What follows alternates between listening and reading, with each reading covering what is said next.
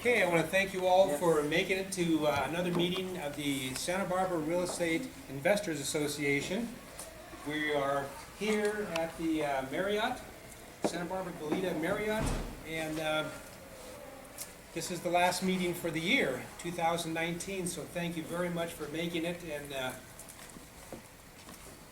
I see that a lot of people signed up through Meetup. That's starting to work out. I'm very happy that that's happening. It's been a little bit tricky kind of logistically making all that happen, but we're getting there.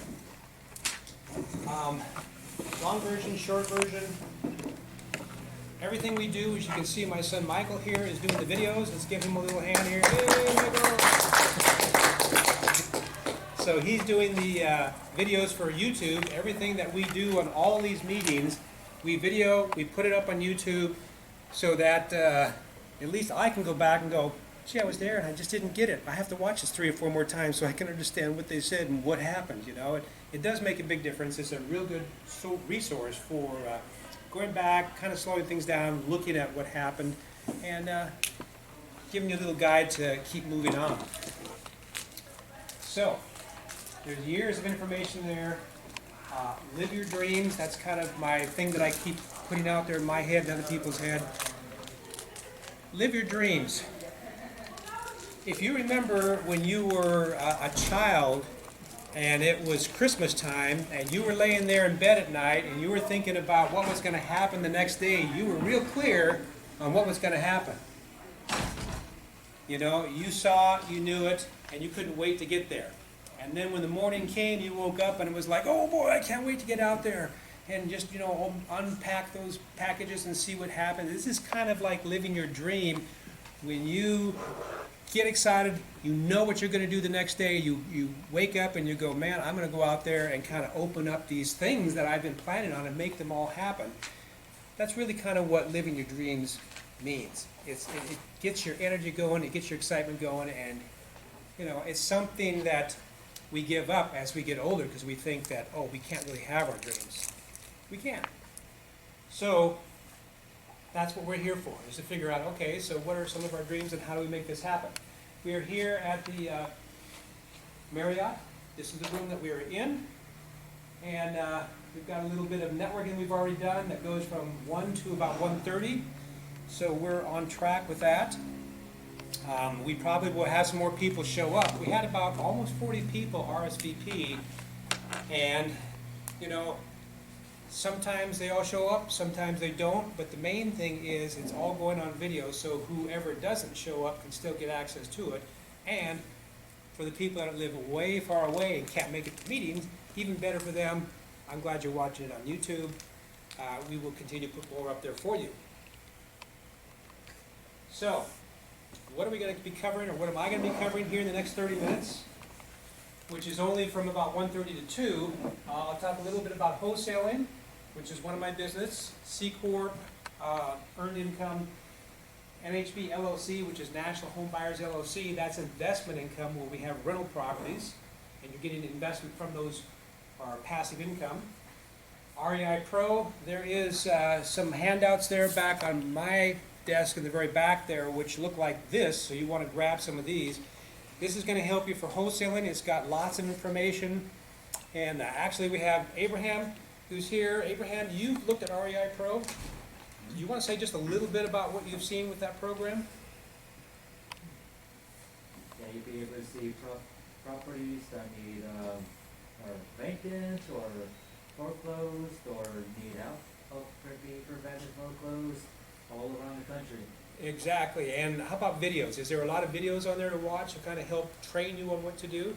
Yeah, there's a lot of videos there to help guide you in the process on doing a deal.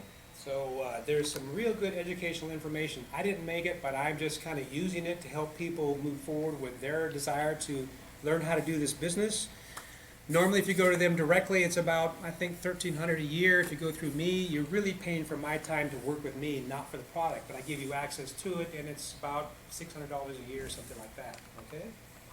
So there's a break there. And then, you know, just because you're here, you got 30 days of just calling me up and saying, hey, Dan, what about this? What about that? Because you made it to the meeting. After the 30 days, I'm going to have to say, okay, so what do you want to do now? And we'll figure out the next step. And down at the bottom here, I'm gonna talk a little bit about going green and how many people in here have lost their power here in the last few days? Anybody lost their power? Probably not because you're here in Santa Barbara County, which is Edison, Northern California with PG&E, they're talking about 2.5 million people. So we're going to talk a little bit about the solution to some of those problems and what we're doing there. And then after I am done, I will have Rusty Tweed, and he is sitting in the back there. Let's give a hand to Rusty for being there. Thank you so much. One of the things that I try to do each time I have a meeting is, at the end of this thing, get what's going to happen at the next meeting. And so I've been talking about trying to get REITs going, and a speaker in here to talk about REITs, and you're going to find out why that's important as he gets up here and talks. So he will talk about multifamily, 1031 exchange, REITs, and his out-of-state properties that he has and has access to for you. So a lot of good information there, and we're very fortunate to have him here to provide this information. And we do have a free table outside where you kind of register to get in. To the right of that is a bunch of old products that I have. Anything on there is free.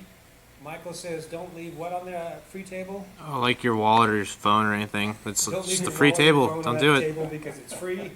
So if you leave it there, somebody will pick it up and off they'll go. But what you'll see is that everybody's at different levels. And when you hear somebody say, oh, you've got to do this and you've got to do that because this is it for everybody, and this is the answer. Well, everybody's different. Everybody's at different phases in their life. Some of this stuff out on the table might be good for you to start off and then look at it and then get back to me and say, hey, Dan, I've been looking at this. Well, what do you think about this or that? And as you'll see, and you probably already know, every 10 years of your life, you're different. You're not who you were 10 years ago. And so everything that you're planning on doing right now and in the next few years is going to change 10 years from that. So it's constantly like, what's good for me right now? Not for somebody else. Oh, you can ask 10 people 10 different questions. You'll get different answers. You'll get close to it, but it's going to change for you. You've got to figure out what works for you. So let's talk a little bit about wholesaling properties. NH Big is National Home, and Linda's not here. I'm sorry, Linda Pliagos was supposed to be here. She didn't make it. She does this kind of what I'm doing right now on a much larger level.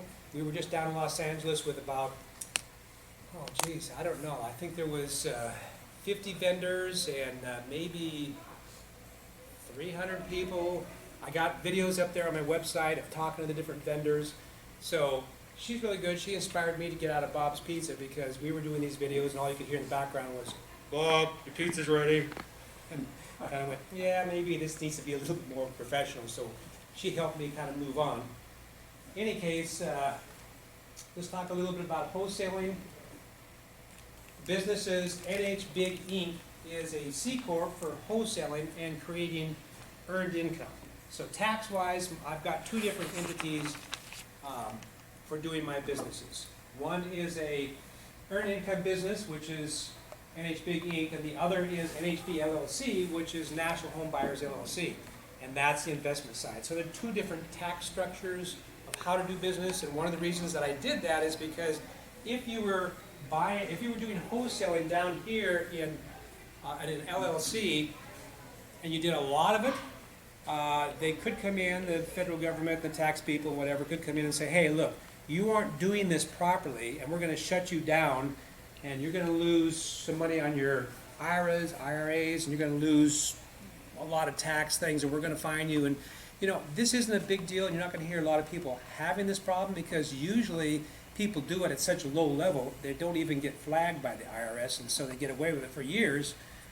Nothing really happens. But if you're going to get serious about it, then you probably want to do wholesaling out of a C Corp, and you want to hold your actual properties in something like an LLC. But what you don't want to do is, if you're just starting off, have somebody say, oh, I know you're new, but you need to get signed up with all these entities immediately. No, you don't. You can run your business as long as you get to the point where you can see, oh, I am making money and I am successful, so now let's create a real business and set it in some kind of entity so that we're doing this properly. Otherwise, you're spending lots of money on things that you probably will never use, but you can't prove it to yourself that you're going to do something with it. Okay? So properties from 200,000 to 10 million. The nice thing about that is there's no money out of your pocket. You don't spend any money. You're not financially responsible or liable for this stuff. You're just assigning contracts, you're finding deals, kind of like real estate agents, but you're not earning a commission. You're actually generating income as a principal from having a contract that you are the principal on, that you're going to buy it and then turn around and assign it to somebody else. You have to do it the proper way. If you're tagged as doing something like an agent, you could be in trouble doing that too. So, you know, it's education. We're learning how to do this properly. The business of rentals, 50,000 to 200,000, well, probably more now, like 100,000 to maybe 300,000 or 400,000. You want to stay out of the low-end stuff. We, for years, have had investors say, Dan, I want to do a joint venture with you, and I've only got 15,000. Let's get a property and get it fixed up, and, you know, I'm never going there again. You know, you end up in a bad neighborhood, in a Section 8 situation where nobody's ever going to buy that house. Now, is Section 8 good? Yeah, for whoever wants to do it. Again, everybody's at different levels in their life, and we've done Section 8, and it works. But it's kind of like going to high school. Once you graduate from high school and somebody says, hey, wasn't that great? Don't you want to go back and do high school again? You go, no, I've been there. I don't want to go back and do it again. That's my feeling for me and, you know, dealing with Section 8. Yeah, it works, but I want to move on. Just like people are going to talk to Rusty about their multifamily, and they're going to want to exchange 1031 into something bigger and better. It's because they're not going back to high school. They've done that. They want to move on. Okay? Everybody's at different levels. Tenants, the nice thing about doing lease to own is that tenants are responsible for a lot of repairs. And so really, we went back and got a lot of properties in the Midwest when we had been investing, you know, more up and down California, only to find out, geez, do I really want to have 20 or 30 properties that are low end and deal with all that? Or would I rather have 4 or 5 properties that are more expensive, really kind of give me almost the same amount of cash flow and return, but truly have something that's going to increase in value over time? The truth is, real wealth in real estate only comes from the increase in value over time, not from having cash flow properties. That's nothing more than a job, but guess what? Having a job that's your job, that nobody can fire you at, that's a great thing, okay? It's worth doing. But if you really want to get the wealth, you have to do it in places where you know the value is going to go way up, okay? We bought a property here in Santa Barbara that's about 7 acres on the top of San Marcos Pass 25 years ago. The guy was selling it for $350,000. People were offering $320,000, and he was saying, no, no, no. And it was vacant. There was nothing on it. And we finally got to him at a point where, you know, he was having financial problems. So we offered $160,000, and he took it from us for $160,000. We built a house on it. We still live there. If you look at Zillow right now, it's about $2.4 million. That can't be done in the Midwest. That can only be done in towns and cities where there's huge swings of value, okay? And yeah, that same house, when we were going through the recession, got up to about 1.8 million, and then when we hit the recession, went from that to 1 million, so we lost 800,000. Well, that sounds really bad if you were to sell at that point, but we didn't sell, we're still living there. So, you know, it's all paper money until you do something with it. My wife has said many times, well, you know, what good is it? It's paper money. Here's the value of high-value properties. They rent for a lot more. The rental would rent for more. If you want to rent a room out of your house, you can rent it for way more. So there's true value, not just paper value there. A lot of people go, well, I don't want to rent rooms in my home where I live. That's a lifestyle choice. What if you lived in a $2.4 million property and you lived there for free, and you had a number of rentals on the property? And I don't mean so many that you're like, this is horrible. I mean enough that you had a balance, you enjoyed it, and you saw the social aspect of it, and you saw the friends and the relations that you built from doing it. It's a lifestyle choice. So it's something that, you know, a lot of people when they get to a certain age say, well, I want to downsize, I don't need a house this big. Would you like a house that big if you live there for free? Maybe. That's a choice. Okay? That's National Home Buyers Investors Group website, okay? And that's where we do lease to own, fix and flips, notes, earned income, and that's also where we do our training. So if you come to me and say, Dan, I want to work with you, I want to figure out how to do this. If we generate any money, it goes through this entity as earned income. Okay, and here's the training that's involved in that. You can take pictures with your cell phone, but you know what the site is, you can get back to it. Any of my websites have the contact of the other websites on there. So whenever you get to one website, go to contact page, it's going to have all the other businesses and information that I've got. Okay? This is REI Pro. I'm not going to run the little demo, but when you get to that website and you run the demo, you're going to go, wow, this thing does a lot. It does so much that I just said, I don't need to train anybody. I will, and I'll work with you, but there's so much there that you could look at it and go, geez, this is incredible. Well, it's kind of like years ago when I was teaching computers at the university, because I worked there 26 years, and people would say, well, I've got Microsoft Word, I'm going to sit down and I'm going to learn everything about this program. And I go, don't do that. Just learn as much as you need to do what you need to do, because you're never going to use 85% of what you learned. Might be the same thing here. Learn as you go, use it as you go, okay? There's a lot of information there. National Home Buyers, that's my website for the investment properties, okay? So this is where we look for lease-to-own properties that we can buy, control, and help people figure out how to get qualified to eventually purchase. And in the meantime, they're responsible for all repairs up to a certain level. And that depends on the value of the house. These are the different reasons why lease-to-own is worth doing. One little caveat, just in the middle of all of that. How do you find a good attorney to deal with evictions when you have rental properties? Well, the best place that I found to start is go find a collection agency, because guess who the collection agency works with? Their specific attorneys to do the evictions and everything else. So if you want to find a good attorney, don't start off, at Google saying find me attorneys. Start off looking for collection companies and work your way back to attorneys through collection companies. Excellent, because they work as a team. Okay? A lot of good information there. This is the website I use for actually doing the lease-to-own rentals and advertising them. And it's got all the property management tracking software in there. The thing about lease-to-own is you don't need a property manager. Unless you have 20 or 30 properties, and then you might want to have one, but property managers can be just as bad as your worst tenants, so you're going to have to really look for good property managers.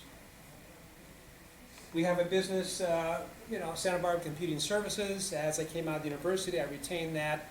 Michael, he does a lot of web design. He'll do social media marketing. My son can help you with that. I tried to stay away from it as much as I can, but I'm still willing to help.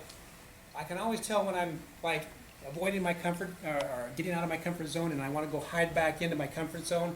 That's what I'll do, is tech stuff. Because that's what comes naturally to me. But to get out of that, going back and doing real estate, I realized when I worked at the university, I made 4 times as much over 20 years or 25 years part-time in real estate as I made there full-time. So I went to HR and said, hey, I'm 54, I need to get out of here before I go broke. And they said, well, you get half your wage and insurance for the rest of your life for you, your wife, and your kids, or whatever. I said, great, sign me up. I'm still getting it. I'll probably earn more retired than I ever earned working there at the university.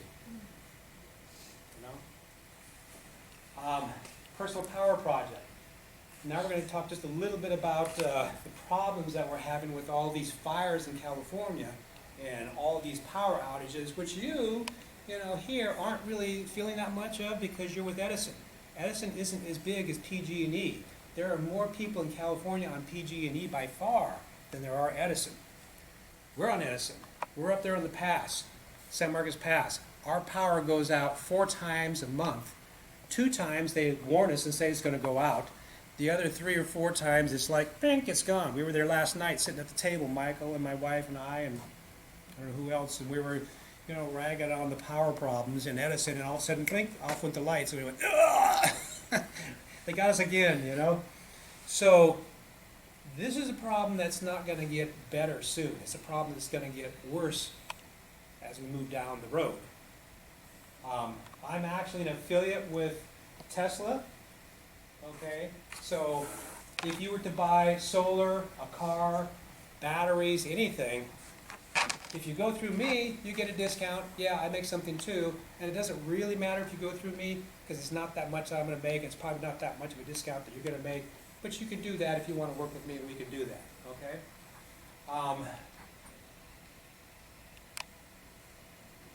Solar, the Tesla battery, that normally is about it's about 7,000, but by the time you get the installation and the,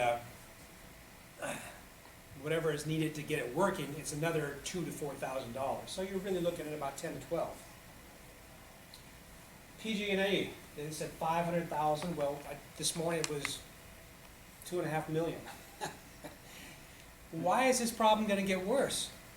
We have 100-year-old technology of transmission lines. There's no way of fixing that. There's only one solution. If the wind's going to get the trees to sway back and forth and break the lines and spark a fire, you have to either put those lines in the ground or you have to get rid of them. They're not going to bury everything. We've got somebody that is renting from us here locally, and he said, yeah, he said, I'm from Turkey. We don't have any power lines like this. It's all in the ground. What's the deal with the infrastructure here in the United States? It's really bad. So, how are we going to solve the problem? It's going to end up being microgrids of power. One person in their home gets solar, they get backup batteries, and they can branch out to 2 or 3 neighbors who will get power and help pay for that. That's the smallest side of the microgrid. The larger side is a commercial building that might branch out to 5 or 10 other commercial buildings. Microgrid after microgrid after microgrid after microgrid. How many years do you think it's going to take to build up microgrids to solve this problem? 20? Who knows? In the meantime, we're either rushing out or we're buying these little generators, which we do have a generator, or we're going to get serious and we're going to figure out, well, what are we going to do about the batteries and the backup? Now, as you can see, 2019, there's a 30% rebate. 2020, there's a 26. 2021, there's a 22. 2022, there's a 10%, but that's only for commercial. Residential is gone.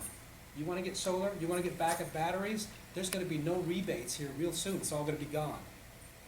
Now, the price of things are going down, and it's getting helpful from the price going down, but you can go, well, I don't care about the rebates, but how long do you care about whether or not your power goes on and off? There are people, when PG&E turns off the power, or Edison, that are on respirators, or whatever they have, dialysis, and within 12 minutes they're dead because they have no power.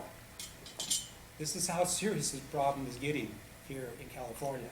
And California will show the worst problem of the nation, and California will show the solutions and be the leader in the nation and some parts of the world as we work through the problem. But make no mistake, we've got a problem we're going to have to work through. As far as solar is concerned and energy, you can see solar energy from 6 to 6 o'clock in the evening, whatever, mostly solar. In between that, battery can fill in and reduce your bill. So you're going to save money by eventually adopting this and dealing with it, because there's no other solution really. Sure, we can help give stuff back to the grid and help balance it. That still isn't going to solve the problems of trees blowing onto wires and starting fires. It's going to have to go away or be buried. It's the only choice. So here's something that we're looking at. I just ordered up our battery for our house because we got solar through Tesla 7 years ago, and 90% of all that solar that's installed nationwide, as soon as the power goes away and it's gone, the solar doesn't work. You'd think, well, geez, how come you got solar? Why isn't it working? Well, there's no mechanism for making it work. They don't want it to work because they don't want power going back into the grid and electrifying their service techs while they're trying to fix the lines. But if they had smart solutions that would cut that power off and not let it get back into the grid, then you've got a solution. That power in Tesla and everything that's going on there is a solution. There's other companies. I'm actually getting a third party, not Tesla, even though I'm an affiliate, because I want to bring speakers in, and the last time I tried to get Tesla to come in and talk, their employees went, oh, no, that's going up on YouTube. we'd get fired if we did that and it went up on YouTube. We have to get an approval, and they're never gonna give us an approval to do that. Well, we did 7 years ago when we had Stuart Lewis, who we've got in our videos up there from Tesla, but they won't do it anymore. So I'm going out to a third party, gonna bring them in, I'm gonna pay to have my stuff installed through them, just so that we can have more people in here to talk about this. This is what's gonna happen at the end of February, if I can make it all happen. That each time we have a meeting, it's like, oh, can I get Rusty? Will he come? Will he show up? He did. So that's kind of my job to prepare us for the next meeting, because we've all got to solve this problem. Okay, so this car is a Nissan, and the trick with this is up here where it says V2H, Vehicle to Home Bidirectional Charging. What that means is, sure, you can pay a little bit for your battery. You don't have to get 4 or 5 or 10 of them all banked up so you can go 3 or 4 days. You just need enough so that the solar stays in operation and works. And then you eventually get your electric car, which this will go 300 miles, which means when you pull it into your house and plug it in, you can charge your house for 4 or 5 or 6 days if you need to, without spending huge amounts of money for batteries, because it's on wheels. They're saying that everybody's going to see their cars in the future as not a car. It is my mobile personal power station that sits at my house most of the time, like all cars sit there most of the time. And by the way, when I need to, I'll drive it around once in a while, but when I'm not driving it, I'm not paying utility companies, it's powering my house. That's where all this stuff is going, okay? So as you get ready to go out there and buy a car, be careful about what you're buying, and that's why we've been doing nothing but leasing, and that's why I've got a C Corp for earned income, because I went to my tax people and said, if I'm gonna lease a car and I'm gonna write it off, how do I get this done without having to spend all my days tracking every little mile I went and every little place I did, because I hate, they've already got enough of my time dealing with taxes and the IRS and all that. And they said, if you get a C Corp and you lease a car, make sure it's $50,000 or less, because anything over $50,000 is really not a write-off. And then you just write the full amount of $50,000, or the lease amount for the whole year. You don't have to track mileage or do any of that. And I said, good. That's enough for me to do a C Corp just for that alone, Not really financially enough, but it helps. So that's what you want to be looking for. And if you can't find something that is bidirectional, which by design Tesla is not doing. Their very first car was a Roadster, and it actually had bidirectional charging, and they chose not to do that anymore because they wanted to give away free charging. Guess what would happen if they had bidirectional cars with free charging? Nobody would ever pay for utilities at their house, because they'd run down to the local charge place for Tesla, charge for free, come back, power their house, and keep doing that. Tesla would, oh, we can't have that happen, so we can't offer this right now. Guess what's happening now? They're cutting back the free charging for Tesla owners and saying, oh, well, we're kind of getting away from that. Why? Because they know the competition is hot on their heels, and they're not going to be selling cars if they can't get back in this game. Okay? So, we are at 2 o'clock. I'm going to get off my podium, and we're going to have Rusty come up here. Thank you very much, Rusty. Appreciate it. Yeah, you're welcome. All right. So Rusty just got through speaking at that big meeting down in Los Angeles. Had a lot of people there, and I didn't get to video that, but we are definitely going to video this and have this information up there on YouTube. And I'll get this going for you. So we have mine off and yours on. Right, well, thank you. I just have a really quick story, if you don't mind. It's totally just related. I saw this $1,000, well, it's actually a $100,000 bill, right? Anyway, a buddy of mine went to Zimbabwe years ago. I don't know if you know, but they had this crazy, insane inflation there. And he came back and he brought